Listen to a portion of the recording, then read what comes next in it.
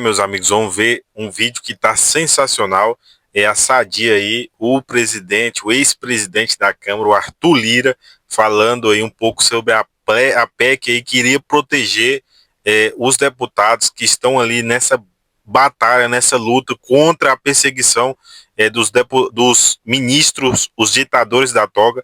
Olha só o que o Arthur Lira falou e deixou a Sadia aí perdida totalmente. Olha só isso, a verdade. Ele falou a verdade sobre a importância de uma forma de proteger os deputados que vão à tribuna denunciar as perseguições que os ditadores de toga estão fazendo no Brasil. Olha só o que ele falou. Mesmo com a negativa de sustação da Câmara dos Deputados. Um caso em 22 anos. Então ela não poderia ser chamada de blindagem, ela não poderia ser chamada de bandidagem, ela não poderia ser chamada de vários apelidos que denigrem.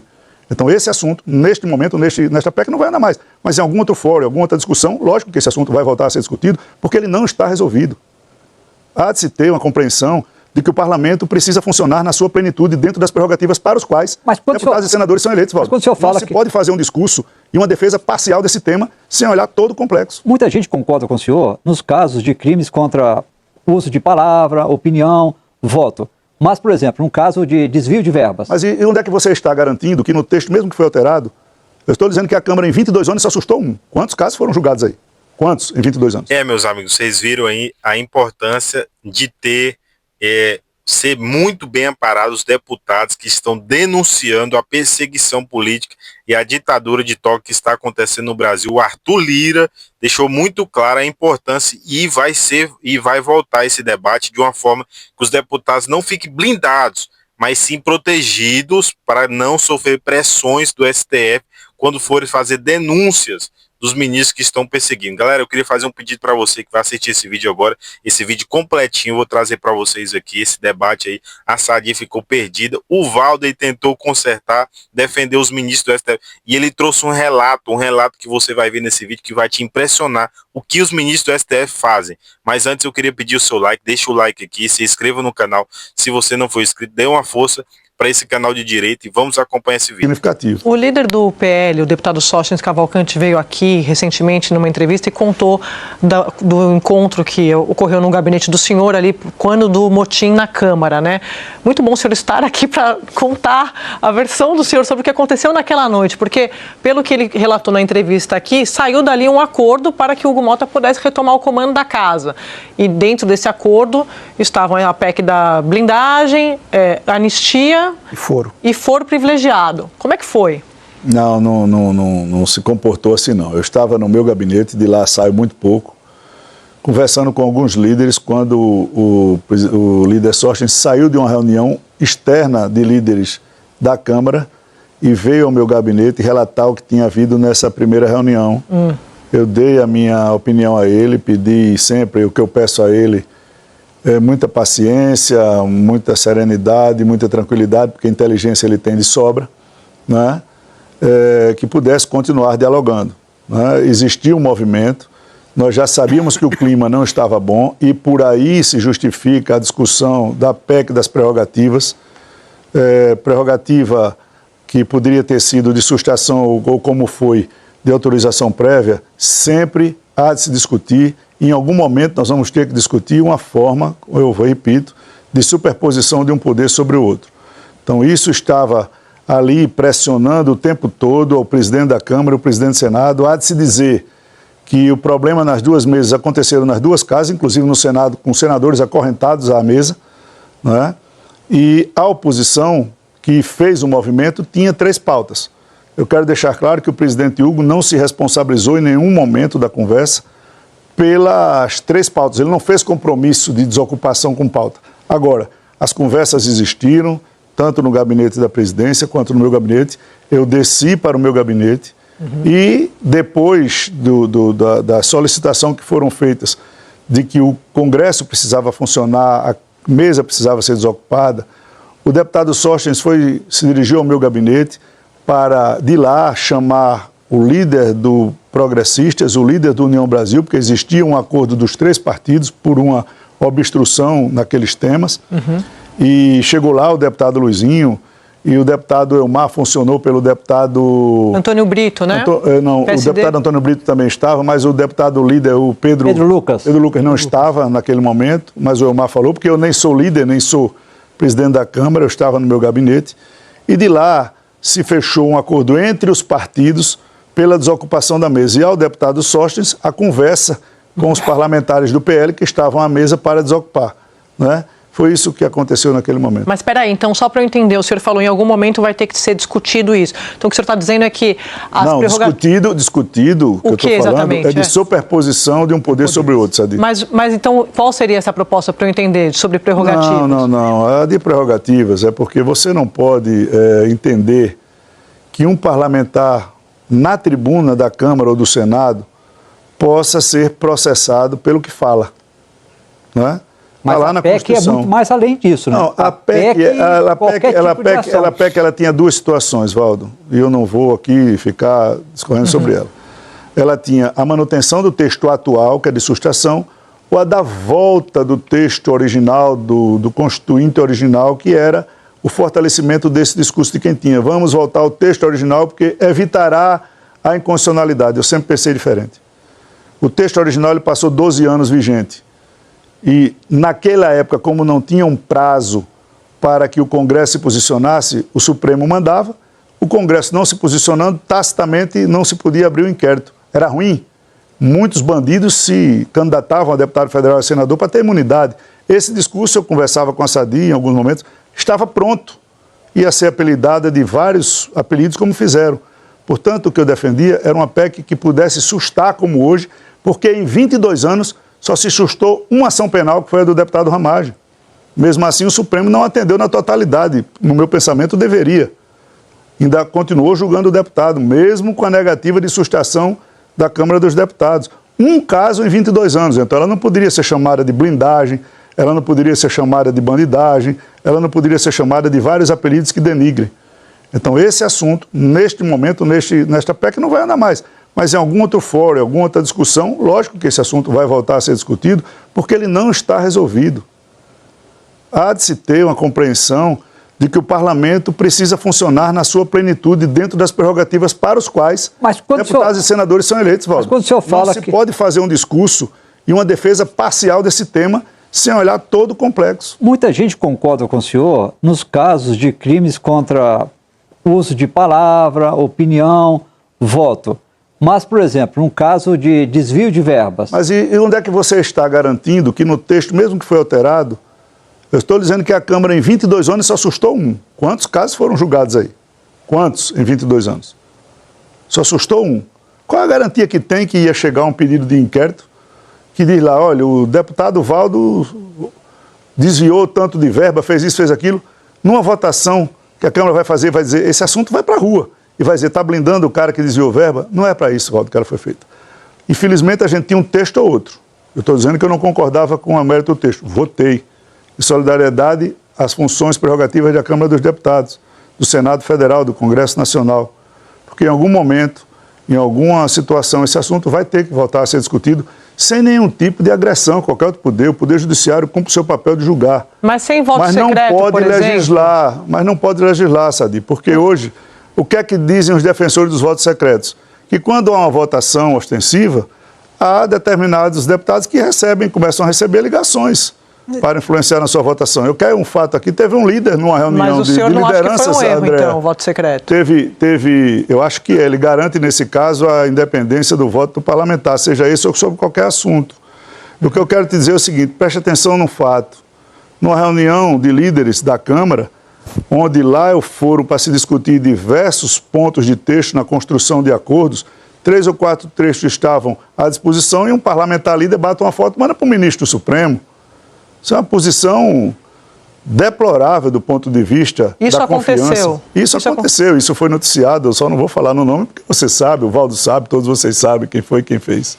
O assinante não sabe, se ele quiser contar. Não, mas você fica à disposição, você sabe. Ô, presidente, a gente está quase encerrando, mas eu queria que o senhor falasse para o nosso assinante quais são as pautas prioritárias do Congresso, da Câmara, daqui para frente, na visão do senhor. Na segunda-feira, o presidente da Casa falou de segurança pública, queria ouvir a opinião do senhor sobre a PEC da segurança pública. Primeiro isso, e aí eu encerro com a outra. Mas, Sadi, preste atenção, eu não posso falar pela Casa, eu nem sou presidente. Mas o senhor tem um termômetro, né? Não, mas eu não posso fazer isso. Eu vim aqui para falar desse projeto belíssimo que eu amanheci muito feliz com a oportunidade que me foi dada pela Câmara de relatar e de ter a unanimidade dos votos do plenário. O senhor não respondeu também se o senhor é da base do governo, como disse a ministra Gleice. O senhor é da base do governo Lula? Mas o meu partido indicou o ministro do governo, que ainda está no governo. Vai ter de sair? Enquanto fui presidente da casa, ajudei o governo nos momentos mais críticos, porque, apesar de tudo, o governo que está é o governo que foi eleito. Ele precisa entregar um Brasil melhor do que encontrou, ou pelo menos igual. Então, o parlamento não está para fazer oposição por oposição, nem ser governo por ser governo. Eu sempre fui um parlamentar muito autêntico e claro nas minhas posições, quando eu concordo e quando eu discordo. Na maioria das vezes, eu procuro sempre ajudar para que o Brasil tenha sempre um melhor entendimento e desenvolvimento nos seus temas. Tarcísio vai ser candidato à presidência da República? Hein? Tarcísio vai ser candidato? Pois não. Em Alagoas, no ano que vem, o senhor possivelmente vai ser candidato a senador. O senhor acredita que o senhor vai ter apoio do governo Lula? Olha, há uma possibilidade muito grande de eu disputar o Senado, sim. Eu queria, inclusive, deixar claro que passaram alguns dias aí, alguns articulistas colocando de público uma matéria de que eu seria candidato a deputado federal para me candidatar a presidente da Câmara em hipótese alguma. Eu sou reconhecido, pelo menos por enquanto e até hoje, como um político que cumpre suas conversas, cumpre suas palavras. Eu sou amigo do presidente Hugo. Eu acho que o Hugo pegou a Câmara num momento muito difícil. O momento do Brasil é muito complicado. Vai dar, sim, a volta por cima, vai fazer uma grande gestão. E em disputando o Senado em Alagoas, eu penso que ainda sou um político que pode contribuir muito com o meu estado e muito com o Brasil. Se eu não achasse que teria essa condição, eu não sou daqueles que procuram ocupar cargos por ocupar, por ficar colocando o diploma na parede para contar quantos mandatos teve, quando não pode contribuir mais com nada, nem para o seu estado, nem para o país. Eu, em Alagoas, submeterei o meu nome, e se os alagoanos lá acharem que o que eu fiz, eu faço aqui no Congresso Nacional pode repercutir para a melhora de vida, principalmente das pessoas das camadas mais baixas, eu vou ficar muito feliz em fazer. A única coisa que eu vou ter nesse momento, se conseguir, por exemplo, uma eleição, é colocar nessa lapela um broche do meu pai que eu guardo até hoje.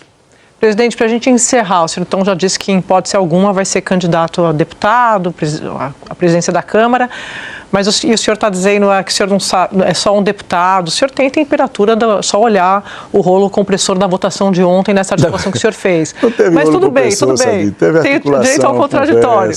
Debate é assim mesmo. Mas eu queria encerrar perguntando, o senhor que está sempre muito atento a essas movimentações políticas, qual foi o recado que o senhor entendeu das ruas depois daquela manifestação, quando o senhor viu? O que ficou para o senhor?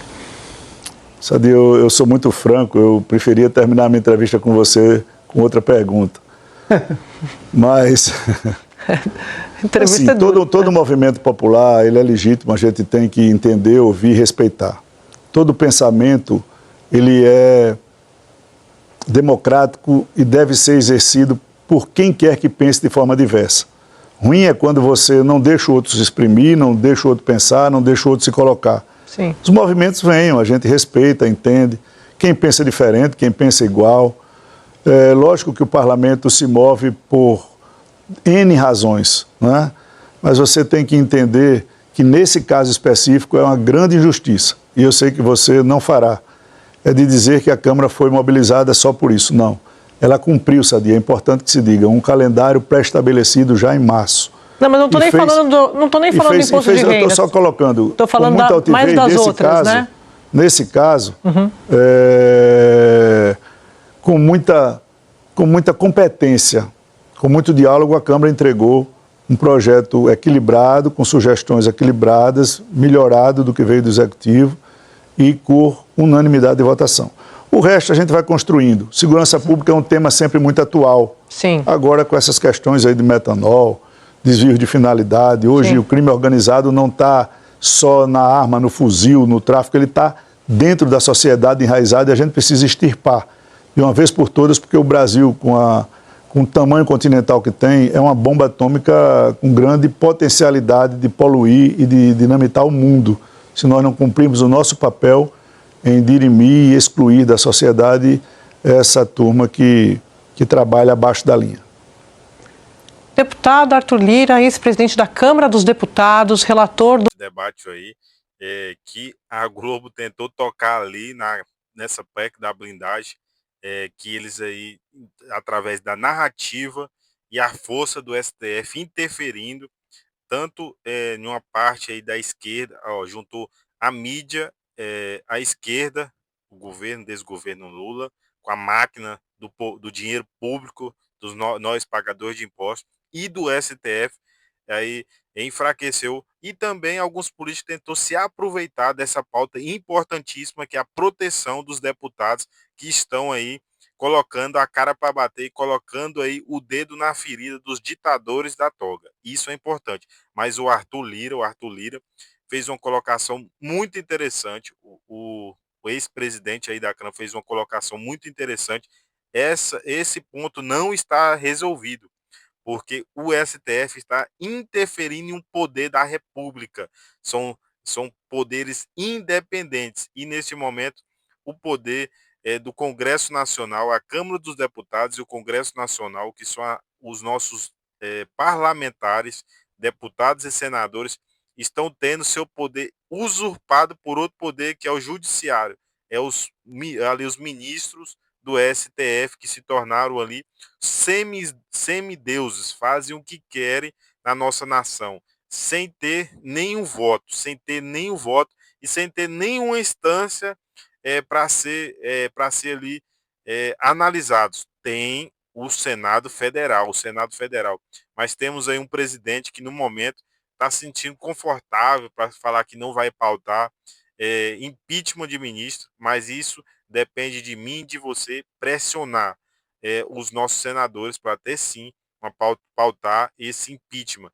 Mas tudo vai começar na origem. Qual é a origem? Os deputados estão ali intimidados em ir para cima dos ministros, colocar o dedo na ferida e colocar toda a perseguição que tem sido feita durante anos, durante todos esses anos, e todas as atrocidades jurídicas que já foi debatida e provada, principalmente ali para o Fux. O Fux teve um voto histórico e mostrou toda a narrativa que não sustenta em pé dessa condenação, desse tal golpe sem arma, com bíblias, com pessoas idosas. Foi uma baderna. Essas pessoas têm que ser condenadas por baderna, destruição de patrimônio público. Como um cidadão brasileiro, gostaria que eles fossem punidos, mas punidos da forma correta. A forma correta foram lá, estragar o patrimônio público, paguem por isso, por esse crime, mas não golpes. Tem aí pessoas que pegaram penas maiores que pessoas que estrupadores, que assassinou pessoas, crimes bárbaros aí, e não pegou a pena que essas pessoas pegaram. Por quê? Porque eles queriam um álibi para julgar o nosso presidente Jair Bolsonaro. É isso que aconteceu. Galera, eu queria fazer um pedido importante para você. Se você pudesse ajudar, não custa nada. Não custa nada você se inscrever no canal, deixar o seu like, é muito importante, beleza? Para você estar ajudando esse canal de direito. Deixa o like, vamos ter uma meta aqui. Pelo menos vamos bater 1000 likes aí. Esse canal, eu acredito que é a força da direita. Vamos conseguir bater 1000 likes. Deixe seu comentário, é importante também, da onde você está assistindo esse vídeo. O que você achou desse posicionamento do Arthur Lira, que tem uma força muito grande ali dentro da Câmara dos Deputados, querendo ou não, tem uma força. Deixe aqui seu comentário e se inscreva no canal. Até o próximo vídeo.